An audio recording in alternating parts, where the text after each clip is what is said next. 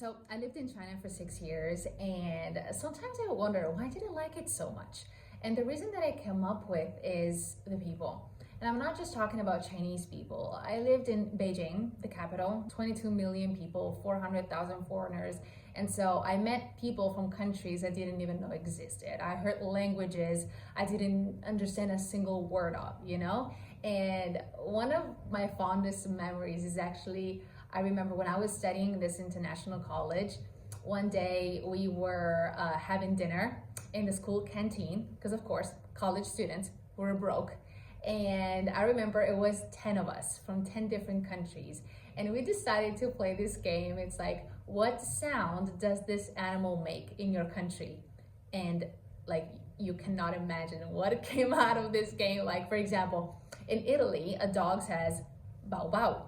In English, a dog says woof woof. And I remember this friend of mine in particular, like from Greece, she said something like, I want to say tzatziki, which I know is the sauce, but it was like the craziest thing. And so that got me to think how amazing it is to speak different languages. And in particular, like if I didn't speak English, I wouldn't have never been able to sit at that table.